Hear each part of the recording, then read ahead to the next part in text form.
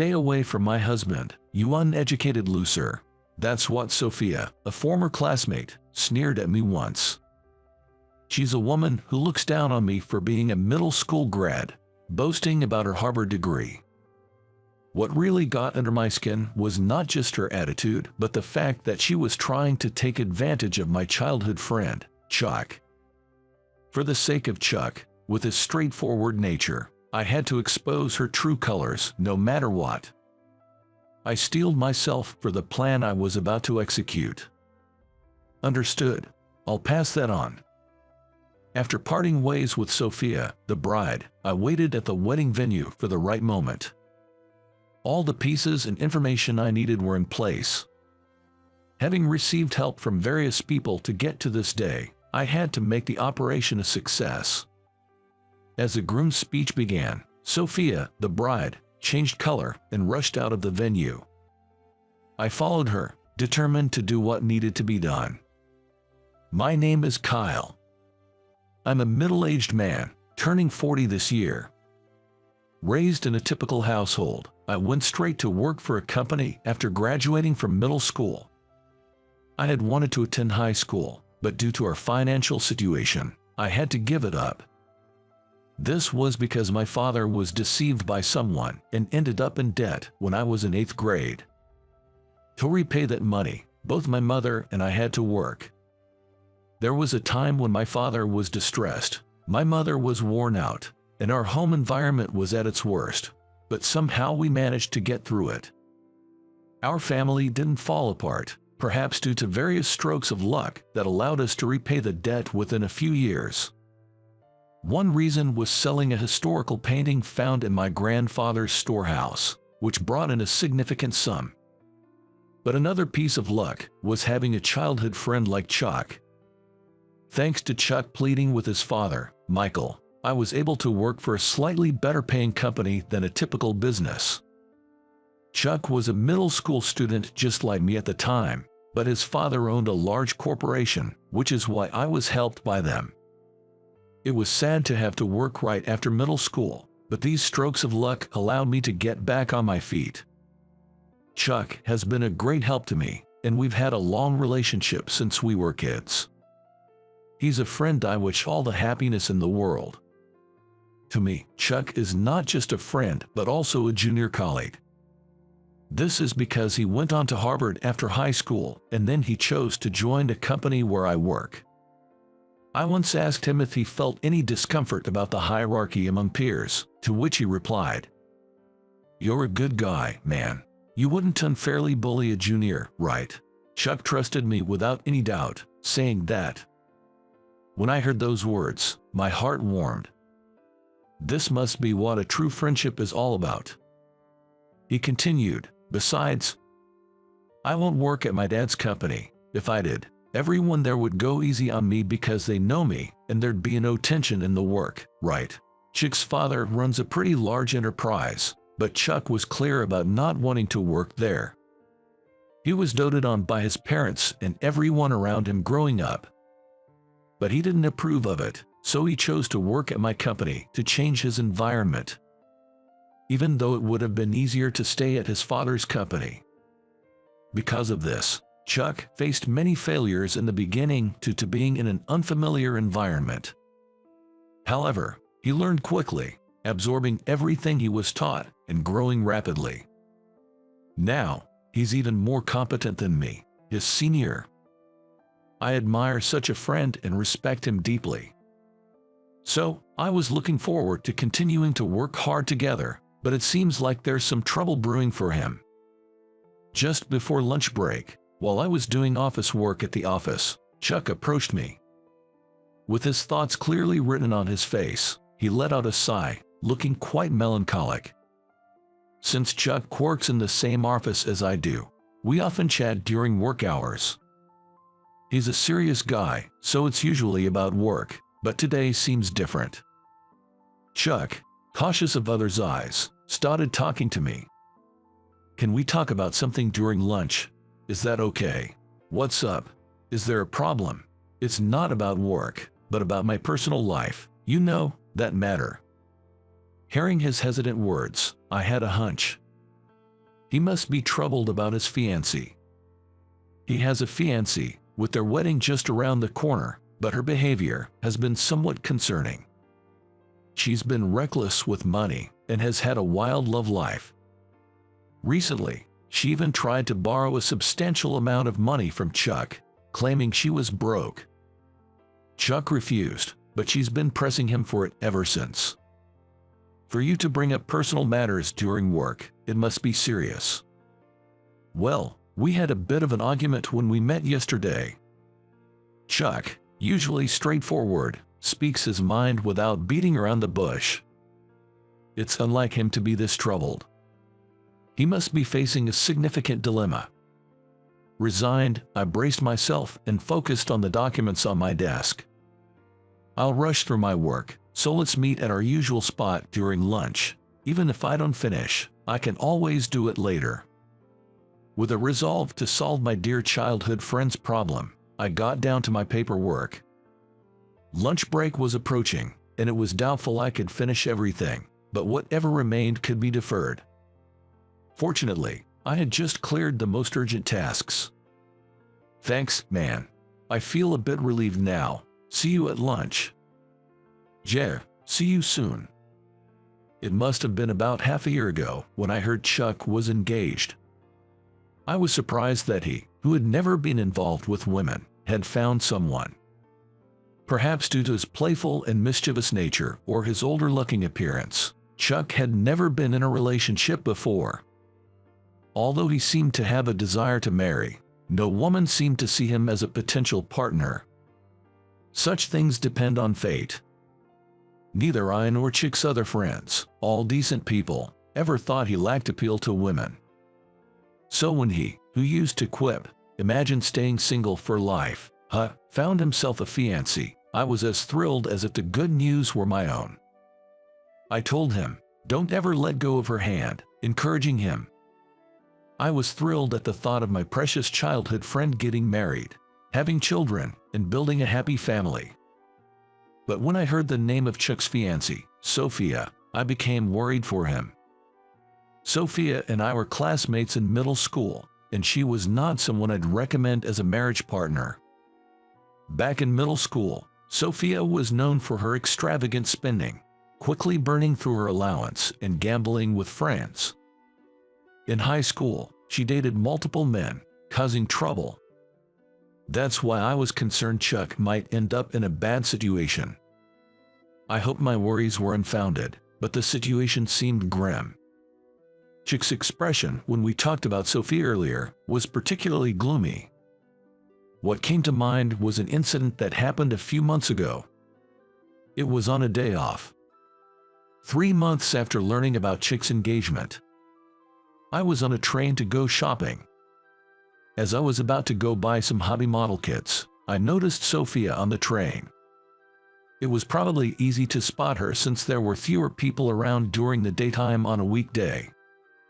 It had been since middle school since we last met, but her voice and face hadn't changed much, making her easy to recognize. Dressed flamboyantly, just like back then, Sophia was adorned with numerous accessories. Sophia, pulling out her cell phone, seemed to be on a call with someone. Laughing, she was saying things like, "I got a great wallet, and I can buy so many things I like." I couldn't help but suspect she was talking about Chuck. Feeling uneasy, I listened in for more information, but the call ended too soon. Without any clear mention of a name, I was left uncertain. "What are you looking at?" Perhaps it was because I had been staring intently while lost in thought. Sophia, noticing my gaze, spoke to me. After staring at my face for a few seconds, Sophia exclaimed, "Aw, thought you were someone else, but it's just middle school grad Kyle, that poor guy who couldn't afford high school." Surprised, she started talking loudly enough for her voice to travel from one end of the train to the other, discussing things that invaded my privacy. The stares of other passengers, surprised by her outburst, focused on us. "Wow, why are you even on a train during the weekdays? Can't get a job because you're uneducated." She rapidly fired off one rude remark after another, looking at me with an expression that seemed to relish the fun. It was as if she found great joy in pointing out the flaws in people. "It's been a while, hasn't it? Anyway, don't start talking to me. I don't want to associate with an uneducated guy like you." Even though she had initiated the conversation, I was at a loss for words, and before I could respond, Sophia began preparing to get off. In a panic, I tried to ask her about Chuck, but unfortunately, the train stopped at her station before I could get an answer. After saying her piece, Sophia left through the doors, saying, "See ya," and descended onto the platform. Because of this incident, I couldn't help but think she was not a good match for Chuck. Despite reminiscing about the past, I managed to get through all my paperwork. Channeling my frustration and irritation at Sophia into my work seemed to have sped up the process. It was a subtle event that I don't know whether to rejoice about, and I couldn't dwell on it for too long. A few minutes later, it was time for my lunch break, so I hurried to the place where I had agreed to meet Chuck. I ended up at the rooftop of my company. As I opened the door leading to the rooftop, I could hear voices. "Why would you say that? I just want to invite my childhood friend to my wedding." Upon opening the door and looking in the direction of the voice, I saw Chuck, raising his voice at his cell phone. Since the word wedding came up, the person on the other end of the call was likely Sophia. It seemed they were arguing over something. Being laughed at for inviting a middle school grad to the wedding. Who would say such a thing? A person's character doesn't change based on their education. My opinion is absolute. Don't say stuff like that. Is graduating from Harvard really that big of a deal? The person on the other end of the phone must be Sophia, but I had no idea she had graduated from Harvard. I thought she seemed unintelligent because she was bad with money and had poor behavior, but it appears that was just my assumption. Intelligence didn't seem to affect one's character. Chuck continued talking to Sophia for a while, but it didn't seem to end well. He hung up with a disappointed expression. "Sorry for eavesdropping, but it doesn't seem to be going well. Is everything okay?" "Kyle, well, there's a lot going on." "Is the thing you wanted to discuss about the guest list?" Chuck nodded emphatically. "Exactly.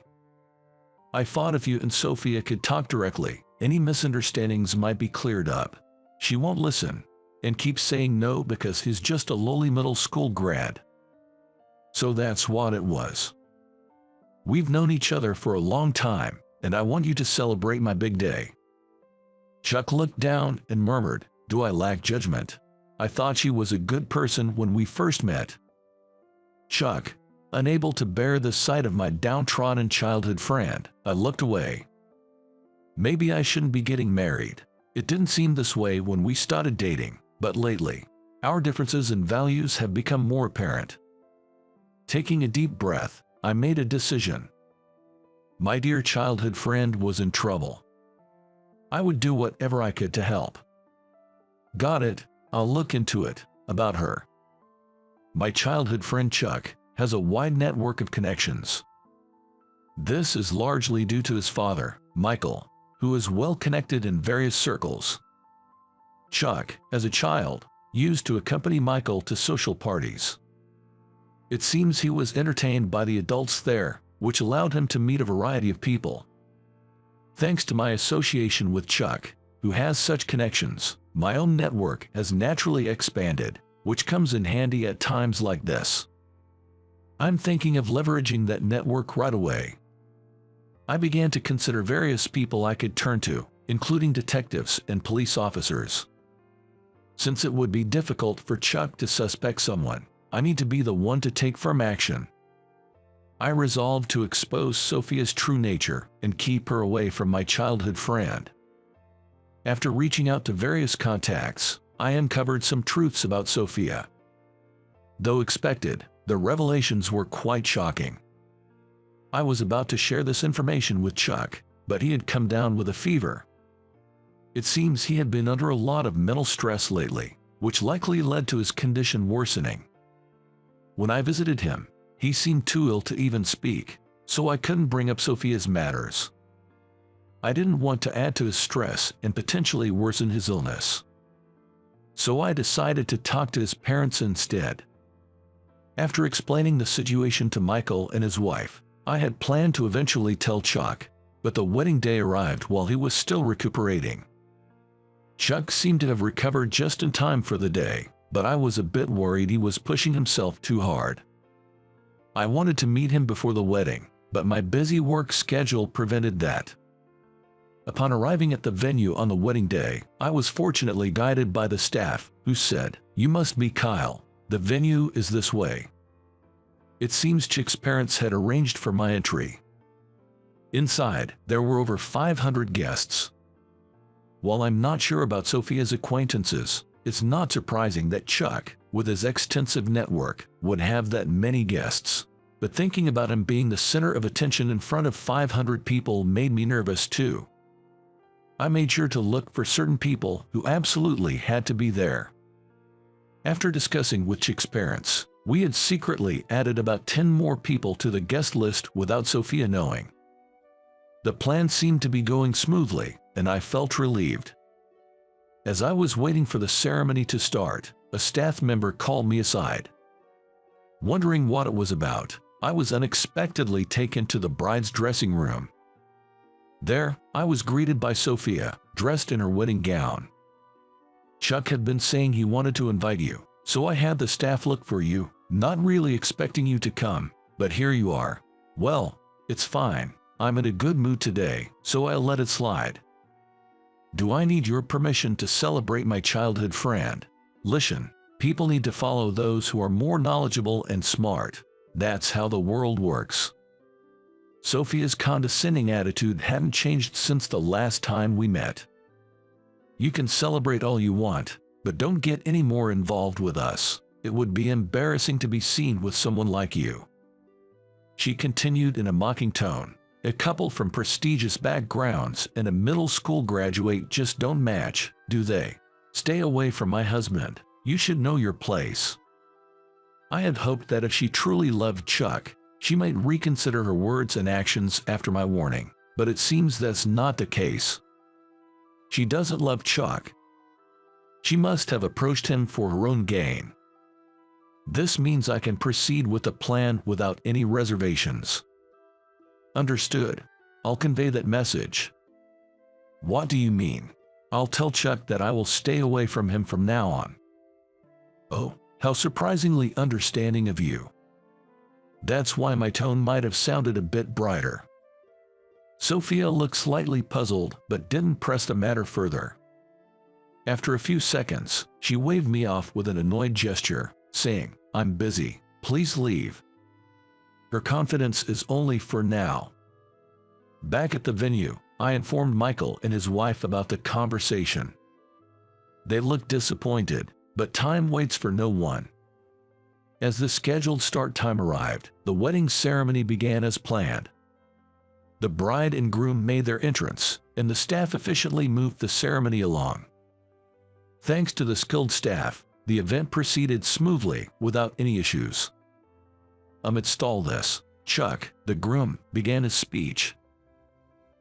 This is my first time on such a grand occasion, so I'm quite nervous. I'm not sure if I can speak properly, but..." Chuck, visibly nervous, started to share how he met Sophia, the bride, and their dating stories.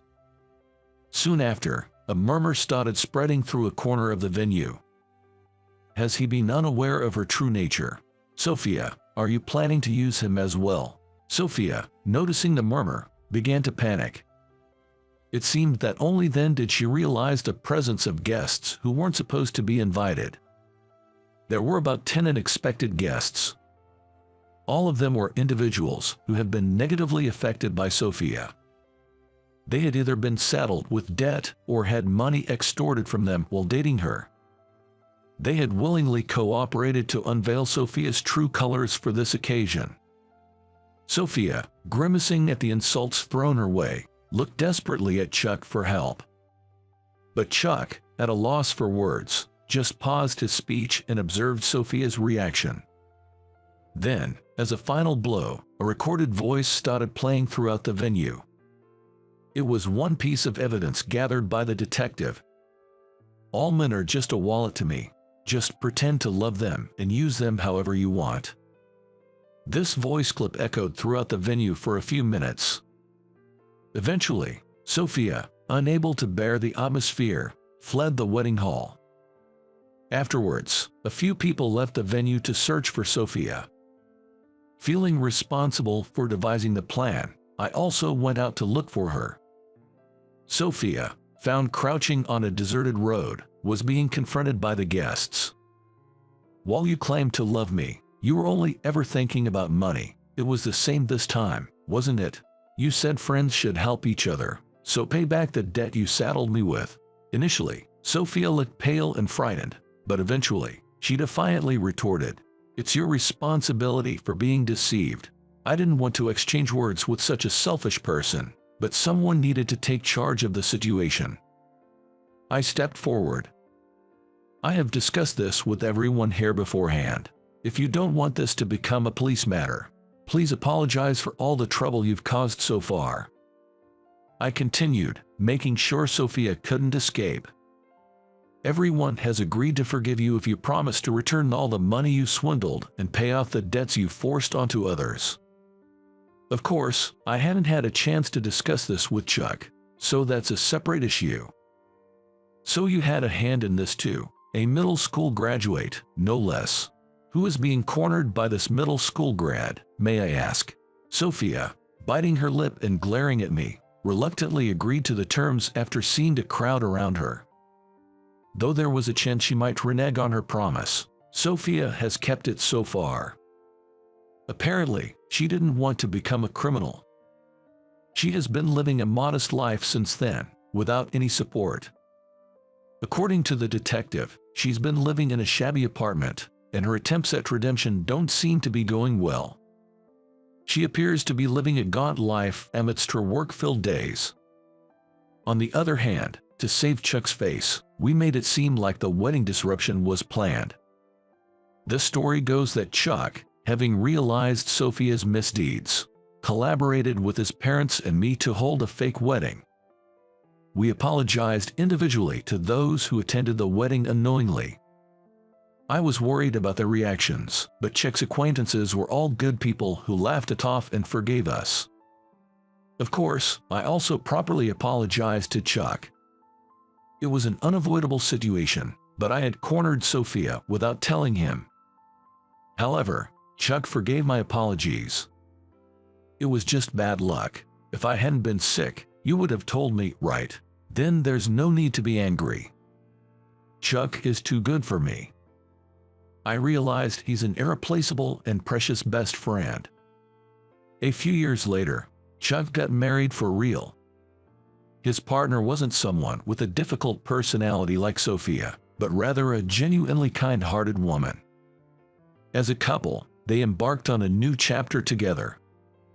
At the wedding, I was entrusted with the role of giving a speech on behalf of the friends, and I carried out that responsibility with great care. I genuinely felt glad that my childhood friend was able to find true happiness. I want a divorce.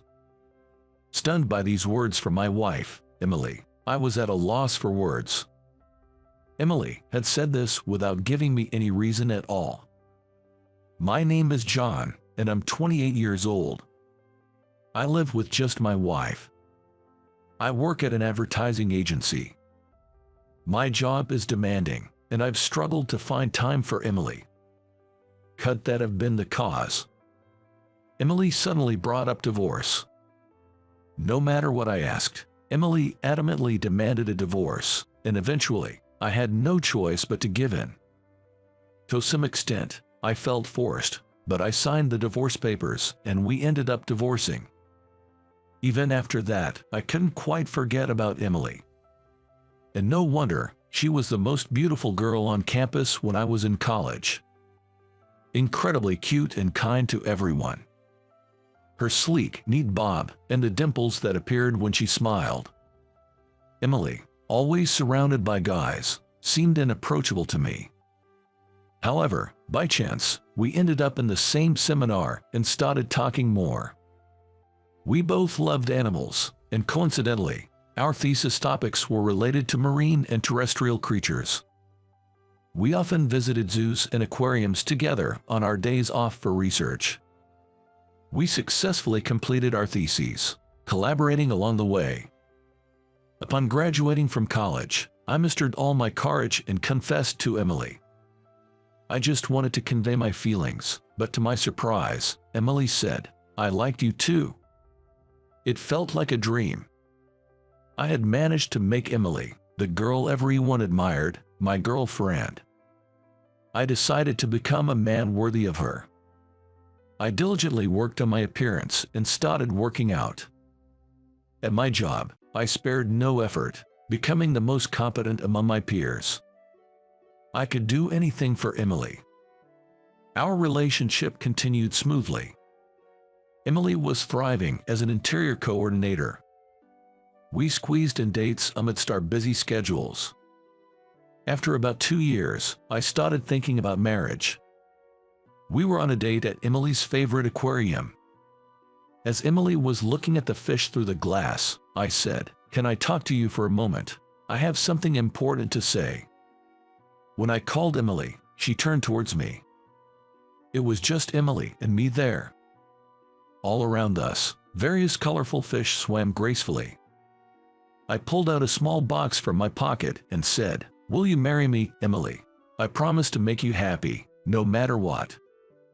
I opened the small box in front of Emily. At the sight of the sparkling diamond engagement ring, Emily let out a gasp of surprise. Tearfully, Emily gave her answer. "Of course, I'm looking forward to it." And just like that, everything fell into place, and Emily and I got married. We were on top of the world in both our careers and love life, fearing nothing. But the happy days didn't last long. After marriage, I became incredibly busy and couldn't spend much time with Emily. I thought we were still getting along fine. I never missed giving her flowers on anniversaries, and I hurried home whenever I could, just to be with Emily. Being with her was my reason for living. Despite all this, I was suddenly hit with the demand for a divorce. Right after divorcing Emily, embarrassingly enough, I drowned my sorrows in scams and gambling. No matter how much I drank, it was painful to see traces of Emily everywhere in this room. So, I threw myself even more into my work to forget about Emily. Fortunately, I was handling a big project at the time. I was practically living at the office. It was only several months after the divorce that I finally completed it. While I was focused on work to forget Emily, it seemed to others that I was passionate about my job. The project was a huge success. I got promoted. After achieving success at work, I got a long vacation from the company. But at home, I couldn't help but think of Emily. Unable to bear staying in my room, I casually went out. While wandering in front of a shopping center, I saw Emily walking happily from the other side. Next to her was a solid-looking man. I was so shocked that I just stood there, dumbfounded. Maybe she felt my gaze. Our eyes met, Emily's and mine. She also looked at me awkwardly. I let out a dry laugh involuntarily. I had somewhat expected something like this. There's usually only one reason a man gets divorced unilaterally by his wife. I had a faint suspicion that Emily might have found someone new. Even during our divorce, I actually asked Emily about it. She kept insisting it was not that, but it turns out it was. Seeing Emily with an unknown man, I couldn't stand being there. As I tried to flee from Emily, the man she was with suddenly yelled at me. "Hey, don't run away," he called out to me loudly enough for the people around to hear, and even grabbed my arm to stop me. I had reached my limit. I finally snapped, grabbing the man by the collar and shouting back, "You stole Emily from me. What are you talking about?" Two men scuffling in front of the shopping center. The passers-by started murmuring. Then, "It's not like that, John. Please, listen to me." Finally, Emily, the person in question, began to speak. But I couldn't stop the emotions I had been bottling up from overflowing. The man with her desperately tried to restrain me as I was about to lash out. Thanks to him, I was spared from being reported to the police by the bystanders.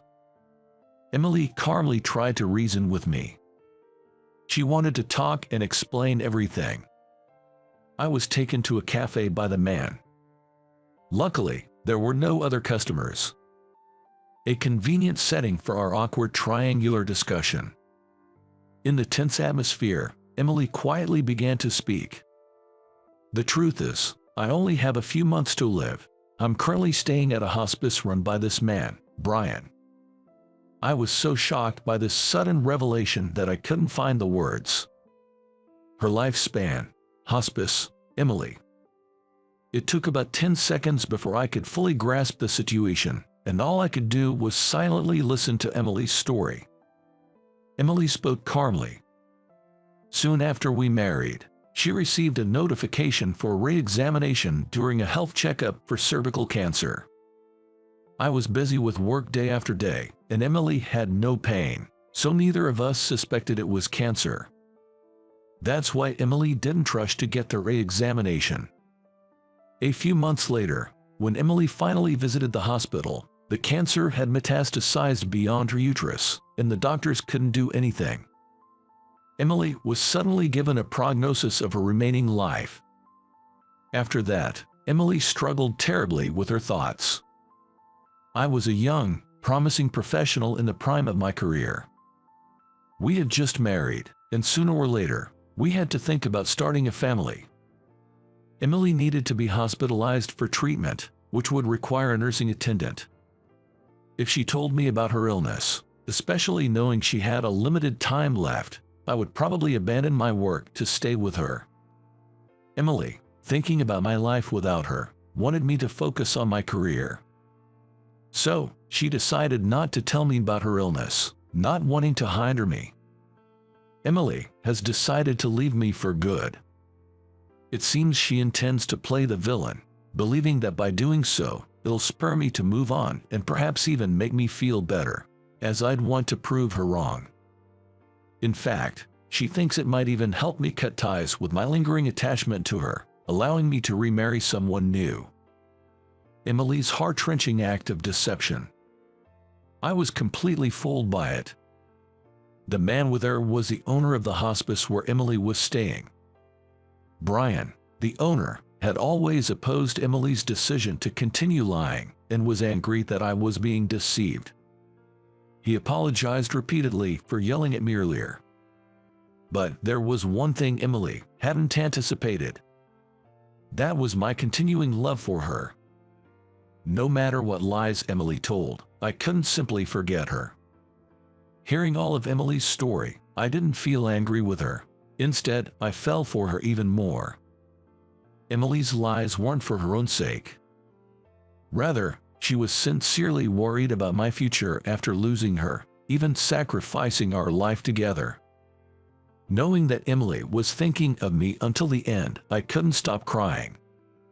I loved Emily sincerely, but more than that, I was loved so much by her. Emily spoke while trembling slightly. The sudden terminal diagnosis, the divorce, and living alone in a hospice. How much she must have suffered. I instinctively wrapped Emily's hands in mine. And I told her clearly. Do you remember my proposal? I said I'd always make you happy, remember that?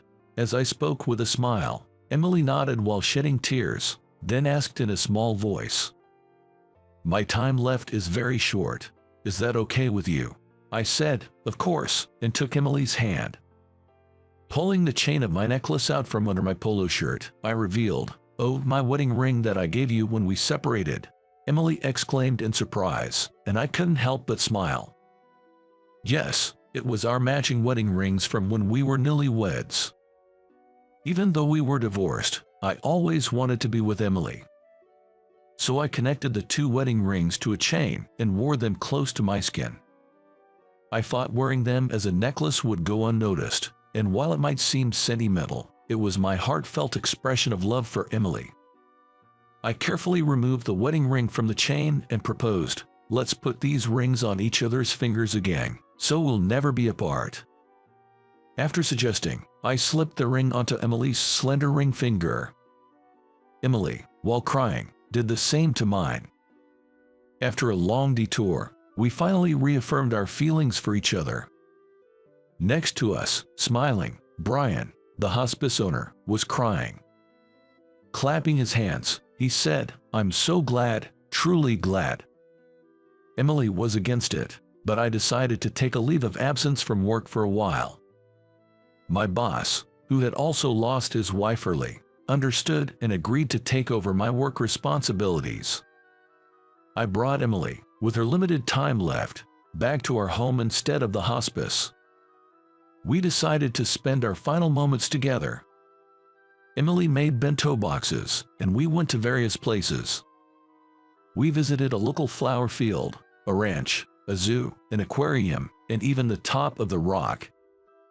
The most memorable visit was to the National Aquarium, a place Emily had longed to see. The last few months with Emily were incredibly peaceful, becoming unforgettable memories for a lifetime. Several months have passed since Emily's passing. It's not that I don't feel sad or lonely, but Emily will always be in my heart. I will continue to live my life to the fullest, cherishing our memories. That's the promise I made in the end.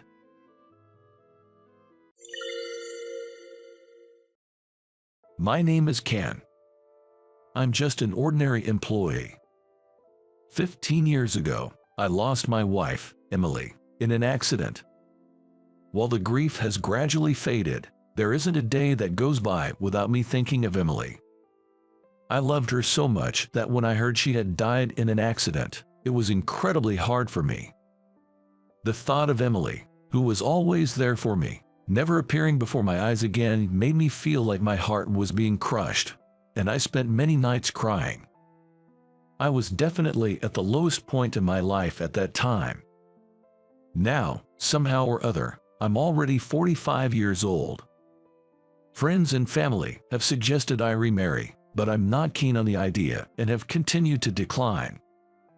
Deep down, I still believe Emily is the only one for me. I'm sure I'll remain single for life. That's what I thought, but a turning point suddenly arrived. It happened when I went to a client for contract negotiations. On that day, I was nervous for the first time in a while. The reason was that this time, my counterpart was the major corporation, Smith Group. Smith Group is a commercial company built from scratch by its president, Jack Smith. Its annual sales are incomparably higher than ours. Given that such a company might sign a contract with us, my boss, Will, handed this negotiation over to me, even though I was busy with other work. The responsibility is heavy, I muttered to myself, feeling the pressure. However, I've been in this career for over 20 years now. I've experienced quite a few situations. After my wife's death, I threw myself into my work to the extent that some of my colleagues started calling me the ace. Honestly, it's a bit embarrassing to be called that, but wanting to live up to expectations, I put my all into the negotiation. Then, as per your request, the person in charge smiled at me. It was the moment the deal was sealed. "Thank you very much," I said, greeting them, then let out a sigh of relief. There are some details to work out, so I'll be visiting Smith Group for the next 2 to 3 weeks to explain. After setting the date and time, I left their office. When I called to report the successful negotiation, Will was ecstatic and said over the phone, "We're going out to drink tonight. For now." He asked me to return to the office at my leisure to discuss the details, so I boarded the bus. Maybe I should grab something to eat at a shop on the way. That's what I thought as I gazed at the shopping street outside the bus window. But when I saw a utility pole on a road slightly away from the shopping street, my heart skipped a beat. That place is still a painful spot for me. It's where Emily, my wife, died in an accident 15 years ago. She was trapped between a car and a wall near that pole. Just imagining your loved one in such a state is unbearably painful. I took a deep breath to calm myself. That's when it happened. Suddenly, a woman in front of me started gasping for air and crouched down in distress. I instinctively asked, "Are you okay?" She looked to be in her early 20s. She seemed about to collapse, so I wanted to support her, but not wanting to touch a young person without permission, I awkwardly moved my hands in the air. The woman said, "I'm okay," and forced a smile at me, but her face was turning increasingly pale. I couldn't just leave her like that, so even though it wasn't my intended stop, I suggested we get off the bus together. Then, I helped her to a bench at the bus stop and made her sit down. "Sorry for bothering you during your busy time. It's okay. I have some time as I'm just returning from a meeting." I responded with a smile to the woman, who looked apologetic with furrowed brows, reassuring her. She seemed to calm down a bit and started speaking again. "Thank you for helping me. It's strange. I thought I was okay lately." The woman weakly smiled. "Do you have any chronic illness? You've been holding your heart since a while back." When I asked her, she replied with a bitter smile, "Actually, my heart is fine. It's just that, due to a car accident in the past, I sometimes have these attacks. Just now on the bus." As she recalled the incident, tears began to stream down her face. I was surprised but quickly reassured her that she didn't need to explain if it was difficult. "Actually, I lost my wife in a traffic accident too. There was a time when I was scared just to see a car, so I understand how you feel." Hearing my words, the woman's eyes widened and she murmured softly, "Is that so?" It seemed she might have symptoms similar to depression. I didn't want her to talk about the accident because I didn't want her to relive the trauma. "Here, take this." I handed her a bottle of water I had bought from a vending machine near the bus stop. She took the water from me with an apologetic look on her face, yet gratefully said, "Thank you." I stayed with her until she calmed down, and after a while, she called a taxi and left in the opposite direction. It seemed resolved. But then, I noticed a shiny keychain on the ground. She must have dropped it before getting into the taxi. It was a basketball keychain with the names of an elementary school and a club team engraved on it. It could be a keepsake. I regretted not asking for her contact details, just in case. The next day, as I returned to Smith Group for a meeting, I suddenly heard a female voice exclaim, "Ah!" When I turned around, I saw the woman from the bus the day before. "You are from yesterday. Why are you here at our company?" "Ah, I'm here for a business meeting." After explaining the situation, she was surprised and said, "What a coincidence. Are you an employee here?" I asked. "Yes, I work here at the reception." "Oh, my name is Maria Smith." "Oh, I didn't introduce myself. My name is Ken." "You said Smith." Hearing the familiar surname, I looked up. Maria then said, "Yes, I'm the daughter of the president, Jack Smith." She said it with a shy smile. "I'm surprised. I had no idea you were the president's daughter." Amazed, I remembered the keychain I found and handed it to Maria. "Oh, I've been looking for this. Did you pick this up?" She seemed very surprised. "I was planning to take the bus frequently for meetings with Smith Group, so I kept it with me, hoping to return it to you. If not, I plan to hand it over to the police. I'm glad I found you so soon." Relieved that I could return it, a smile spread across my face. Then, I noticed Maria's face turning red. "Ken, you're such a kind person. I've never met a man as kind as you." She looked at me with a dreamy expression, then suddenly with a determined gaze. "You're coming here tomorrow too, right?" Yes." Her intense gaze made my heart skip a beat. Unexpectedly, I found myself receiving proactive advances from the president's daughter. "Hey Ken, let's go out together sometime."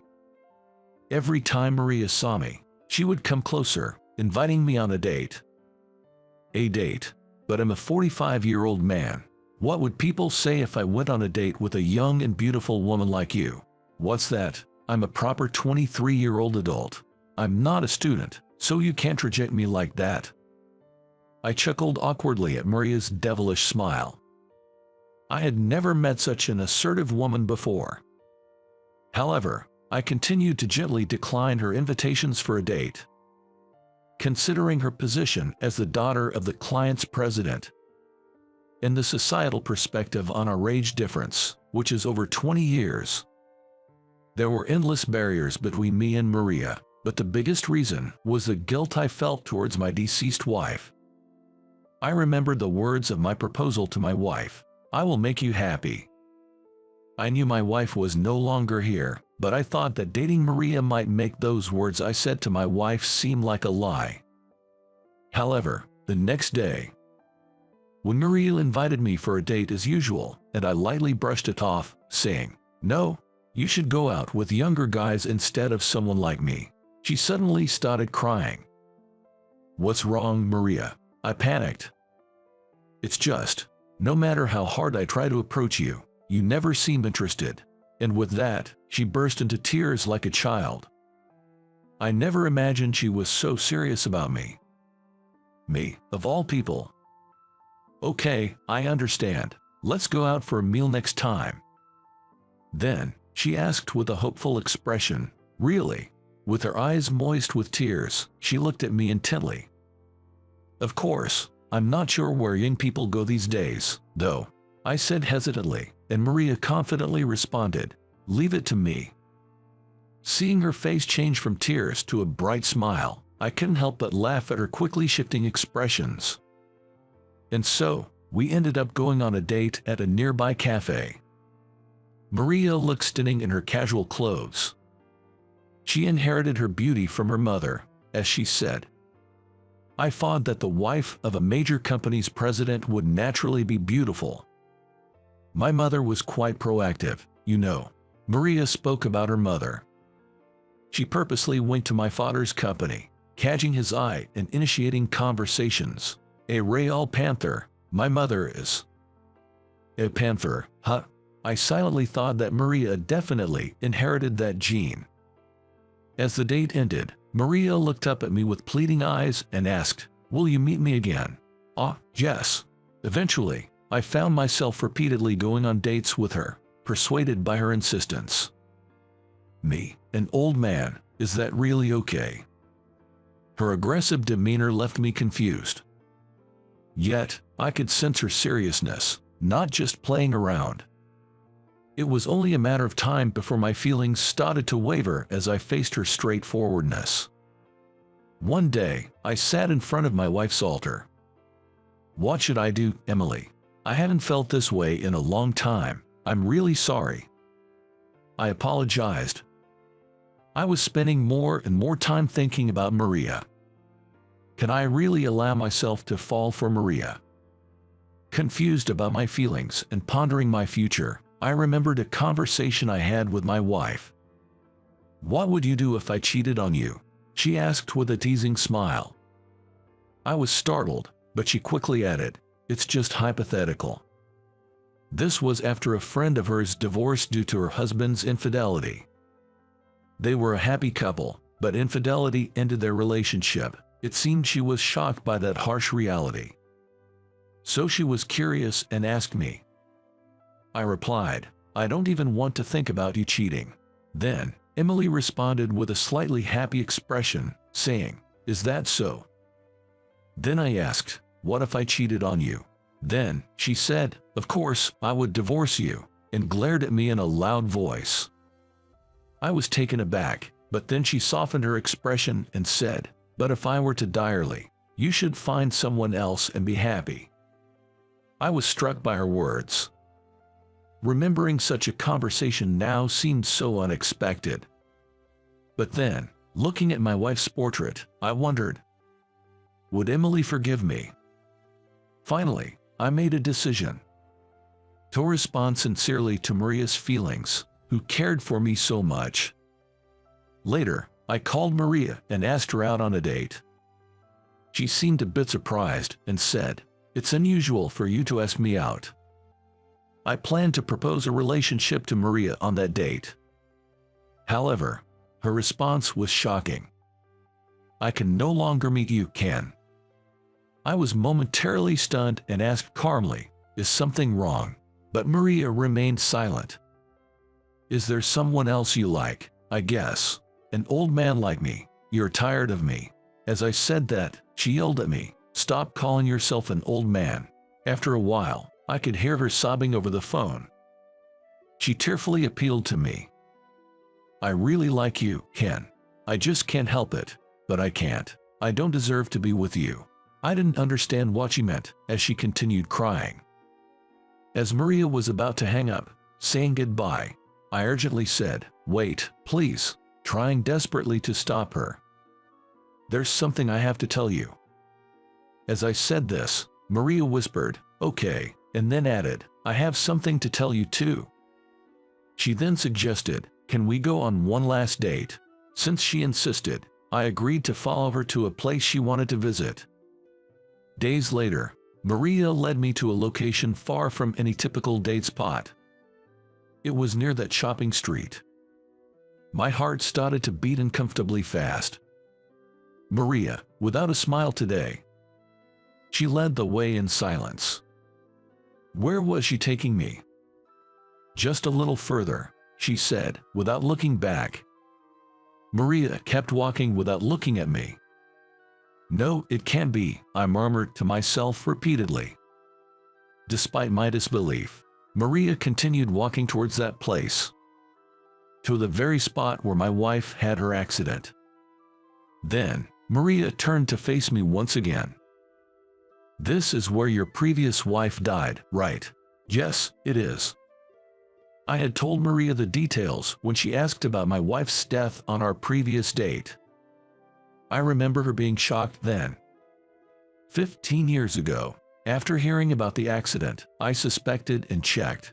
"I've seen your wife before." "What do you mean? Where?" Maria slowly opened her tightly sealed lips. "I was in the passenger seat of the car that hit your wife." I was stunned. The shocking revelation left me speechless. Maria continued apologizing through her tears. I'm sorry. The driver at the time of the accident was a 19-year-old university student. He didn't give off a distinctive character at first impression. Rather, he seemed quite serious. The car had a new driver's mark, and there was no sign of speeding or distracted driving. He had just gotten his license and was inexperienced. After entering a poorly visible road, my wife suddenly appeared in front of the car, and he tried to brake. But in his panic, he confused the accelerator and the brake, hitting my wife. I heard this testimony in court from the young driver. His words were sincere, and I could tell he was genuinely remorseful and trying to face his guilt. This made the accident even more tragic. The young driver was a university student and a basketball player. On weekends, he coached a basketball club at his old elementary school. That day, he was in the process of dropping off students at their homes. He seemed to be a kind-hearted person. Somehow, it felt wrong to blame just this student. There was no mirror at that corner, and no guardrail was installed. There were clear safety deficiencies. So, I told him to focus on safe driving in the future, and did not blame him further. After the accident, mirrors and guardrails were installed at the site, and I chose to believe that my wife's death was not in vain. This was all I vividly remembered. I had forgotten, but the young student Maria was in the car at the time. I didn't remember the name of the child in the passenger seat. According to Maria, the accident still haunts her in her dreams. The moment my wife was trapped between the car and the wall. I knew Maria had trauma from a car accident, but I never imagined it was from the perspective of the offender. The time she had a seizure on the bus was precisely when we passed the scene of the accident. I always wanted to bring flowers every year, but I couldn't. I'm so sorry. Maria continued to apologize tearfully. At the moment of the accident, I was talking to the coach. I innocently asked how my shots were that day. Then the accident happened. If I hadn't distracted the coach, maybe your wife wouldn't have died. Maria said this and then bowed deeply to me, saying, I won't come near you again. Her words pained me, and I instinctively said, Maria, it's not your fault, while stroking her head. That accident was beyond your control. You just happened to be in the next seat. You're not to blame. I don't want you to suffer anymore. Before I knew it, I was holding Maria in my arms. She cried in my embrace. The university student who was driving has already paid for his mistake. As long as he continues to live without causing another accident, that's enough for me. I believe my wife in heaven would think the same. So, I couldn't finish my sentence. I couldn't decide then whether it was right for me to fall for Maria. Maria was also unsure whether it was okay for her to like me. Even though we had mutual feelings, we were uncertain whether to cross that barrier as time passed. Yet, I continued to stay in touch with Maria. Our conversations about daily happenings and good food were enjoyable, albeit simple. Eventually, I asked her out on a date and expressed my feelings to her. She asked me, "Am I good enough for you?" After nodding, I embraced her. Despite the twists and turns, we decided to start a relationship. I don't know what the future holds, but for now, I just want to be with Maria. I believe my wife in heaven would support our relationship,